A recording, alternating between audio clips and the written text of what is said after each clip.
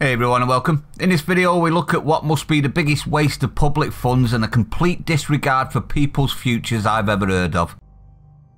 And I do believe that we have rotten politics, and I'm not using that as an exaggeration. This is titled, Police have recorded 120,000 cases of non-crime hate incidents, despite accepting they are not illegal, as judge warns of chilling effect on free speech as he slams Gestapo police who quizzed businessman over transphobic tweets. Now, if you're not too sure, this is a case involving a Harry Miller who posted tweets deemed transphobic and was reported to the cops. I can't show you the tweets on YouTube, but they are in the article, so I'll link the article archive for you to have a look in the description, everyone. The police went to his place of work, so Harry took them to court and won. And that's why we find out about the vast amount of non-crime crimes being recorded. In today's judgment, Mr. Justice Julian Knowles ruled that Humberside Police would have acted lawfully if it had merely recorded the tweets as a hate incident. Completely disagree with that statement, personally. Out of the 120,000 reported and recorded on your criminal record, none of the instances had been found to have stopped any actual crimes. Their words, not mine. However, he said police have overstepped the line by visiting Mr. Miller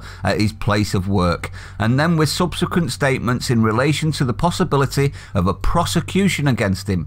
So they threatened him, and that's okay by this judge. Really? That's where we are now. He referred to it as disproportionate interference with Mr. Miller's right to freedom of expression. I think recording things that are not crimes as crimes is disproportionate for Harry and the other 120,000 on the list. This will affect the futures of employment for all of them. For what? Non-crimes? This is ridiculous, isn't it? However, Judge Knowles rejected a wider challenge on the lawfulness of the hate incident guidance, ruling that it serves legitimate purpose and is not disproportionate. There you go. Further evidence the judicial system's broken, in my opinion. Rules surrounding hate incidents are set out in guidance written up by the College of Policing. It defines a hate incident as any non-crime incident which is perceived, you hear that? Perceived, not actual, perceived. So it's all in the eye of the beholder, is it? Okay. So, which is perceived by the victim or any other person to be motivated by a hostility or prejudice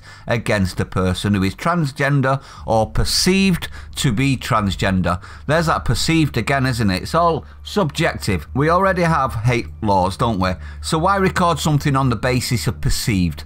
How is this not weaponized policing? Anyone? Anyone? This differs from a hate crime, which is a criminal offence. If you record on a criminal record, you're making non-hate a hate crime. The massive amount of taxpayers' money entailed in all of this must be staggering. 120,000 for something that has zero evidence of stopping any crimes, which makes it pointless, doesn't it? The reason for this is it catches future extremists is what their line is. Does it really? Where? 120,000 failed attempts is injustice, in my opinion, on the 120,000. Freedom to speak, to commune, to socialise, to have ideas challenged and to challenge other ideas. This is leading, in my opinion, to removal of speech completely. And I'm not alone thinking this, everyone. British fear that woke culture is destroying freedom of speech, a new poll reveals. Yep, 50% of Brits think the same. Openly now as well. Tony Blair, in my opinion, has a lot to answer for, hate laws being one of them. And I'm not the only one to think so. Priti Patel to take axe to Tony Blair's hate speech laws fueling woke cancel culture. So there you have it. It seems that the police have got a lot of time on their hands, doesn't it, if they're going to be recording non-crimes as crimes, effectively. If it goes on your criminal record, it means that any future employment can look at your criminal record